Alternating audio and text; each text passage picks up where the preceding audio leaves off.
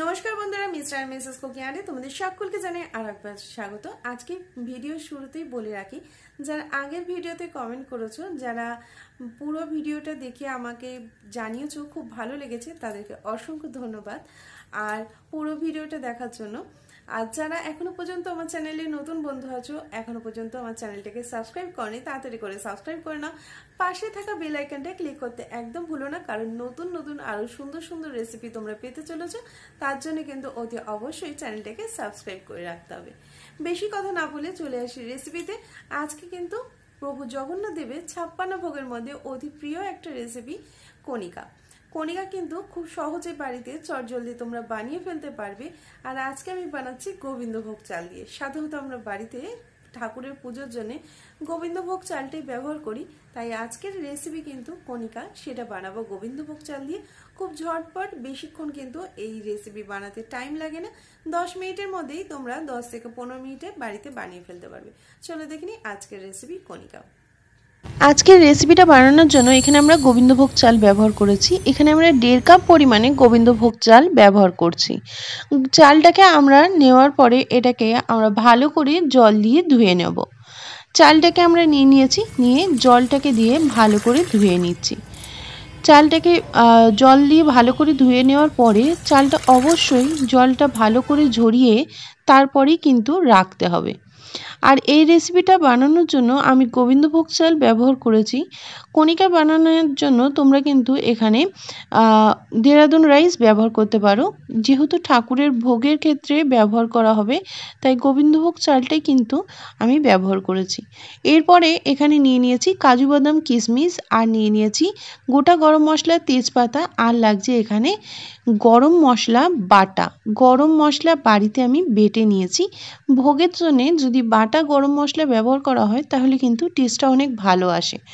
এরপরে আমি কড়াইয়ের মধ্যে দিয়ে দিলাম ঘি। এই রান্নাতে ঘিয়ের ব্যবহারটাই আমি করব। এই রান্নাতে তেল দিয়ে আমরা রেসিপিটা বানাবো না। ঠাকুরের ভোগের জন্য এই রান্নাটা ঘিতে যদি বানাই তাহলে টেস্টটা অনেক ভালো আসবে। দিয়ে দিচ্ছি একটা তেজপাতা, আর দিয়ে দিচ্ছি গোটা গরম মশলা। যেহেতু এই রান্নাতে বেশি কিছু উপকরণ লাগে না, তার জন্য কিন্তু এই রান্নাতে খুব চটজলদি হয়ে যায়। আর এই রান্নাটা কিন্তু অসাধারণ, কিন্তু এর স্বাদ। তোমরা বাড়িতে অবশ্যই জগন্নাথ দেবকে ভোগ হিসাবে দিয়ে এটা গ্রহণ করতে পারো। খুব সহজেই হয়ে যায় আর খুব সুন্দর কিন্তু এর অপূর্ব এর স্বাদ। আমরা কিন্তু এটাকে গরম মশলাটাকে দিয়ে একটু নাড়াচাড়া করে দিয়ে দিচ্ছি কিশমিশ আর কাজু বাদাম। কিশমিশ আর কাজু বাদামটাকে খুব ভালো করে নাড়াচাড়া করে নিচ্ছি, যাতে একটু হালকা ব্রাউন কালার হয়। হালকা ব্রাউন কালার হয়ে গেলে আমরা এর মধ্যে দিয়ে দেব যে চালটাকে ধুয়ে রেখে দিয়েছিলাম জল ঝরিয়ে, সেই চালটাকে আমরা এর মধ্যে দিয়ে দিলাম। তোমরা চালটাকে আগে কিছুক্ষণ ভিজিয়ে রাখতে পারো, তাতে কিন্তু রান্নাটা আরও তাড়াতাড়ি হয়। আমি যেহেতু সঙ্গে সঙ্গে দিচ্ছি, তাই এটাকে জলটাকে ঝরিয়ে নিয়েছি, নিয়ে এটাকে ভালো করে কড়ার মধ্যে দিয়ে একটু নাড়তে থাকবো। আমরা যদি এটাকে একটু নেড়ে নিই তাহলে কিন্তু একদম ঝরঝরে হবে, কারণ খুব সুন্দরভাবে কণিকাটা রেডি হয়ে যাবে। এইভাবে এটাকে আমরা ভালো করে একটু নাড়িয়ে দিচ্ছি। আর ভালো করে নাড়িয়ে দেওয়ার পরে আমরা এর মধ্যে অ্যাড করব জল। এই রান্নাতে যেহেতু বলেছি বেশি কিছু লাগে না, তাই সামান্য এর মধ্যে আমরা জল ব্যবহার করব। এখানে নিয়েছিলাম 1.5 কাপ পরিমাণের চাল। 1.5 কাপ পরিমাণের চালে আমরা এখানে 3 কাপ পরিমাণে জল ব্যবহার করছি। জলটাকে দেওয়ার পরে এটাকে খুব ভালো করে আমরা মিশিয়ে দিচ্ছি। আর মিশিয়ে দেওয়ার পরে এর মধ্যে আমরা ব্যবহার করব স্বাদ মতো নুন। আমরা সমস্ত চালের সাথেই আগে ভালো করে এটাকে মিশিয়ে দিচ্ছি। আর মিশিয়ে দেওয়ার পরে এর মধ্যে আমরা স্বাদ মতো নুনটাকে ব্যবহার করব। আর এই রান্নাতে যেহেতু কোনো এই জগন্নাথ দেবের ভোগে কোনো রকম কাঁচা লঙ্কা চলে না, তার জন্য এখানে গোলমরিচের ব্যবহার করেছি। গোলমরিচ আমি বাড়িতে গুঁড়ো করে নিয়েছি, সেই গোলমরিচ আমি এর মধ্যে দিয়ে দিচ্ছি। গুঁড়ো করা গোলমরিচ এর মধ্যে দিয়ে দিলেই টেস্টটা অনেক ভালো আসবে। তাই তোমরা চেষ্টা করবে প্যাকেট গোলমরিচের থেকে বাড়িতে গুঁড়ো করে নিলে সেই টেস্টটা কিন্তু অনেক ভালো আসে। আমরা এর মধ্যে দিয়ে দিলাম গোলমরিচের গুঁড়ো, দিয়ে এটাকে ভালো করে নুন আর গোলমরিচ দিয়ে একটু ভালো করে নাড়িয়ে দিলাম। এরপরে আমরা একদম লো আঁচে রেখে এটাকে ভালো করে হতে দেব। আমরা কিছুক্ষণ পরে এর ঢাকাটা খুলে দেখে নেব কতটা হয়েছে। আমরা কিছুক্ষণ পরেই ঢাকাটা খুলে নিচ্ছি। ঢাকাটা খুলে নিয়ে দেখো এটার মধ্যে আর অল্প পরিমাণে জল আছে। অনেকটাই চালটা কিন্তু একদম রেডি হয়ে এসছে। আর এই যে জল জল ভাবটা রয়েছে সেটা কিন্তু আমাদের একদমই কিন্তু হয়ে যাবে। তার জন্যে আমরা এই জল জল ভাব অবস্থায় এর মধ্যে দিয়ে দেব আখের গুড়। আখের গুড় এখানে ব্যবহার করছি। আর প্রভু জগন্নাথ দেবের প্রত্যেকটা ভোগেই যেহেতু গুড়ের ব্যবহার করা হয়, তাই এখানে আখের গুড়টাই আমরা এখানে ব্যবহার করলাম। আখের গুড়টা ব্যবহার করার পরে এর মধ্যে আমি কিন্তু দিয়ে দেব ওপর থেকে ঘি।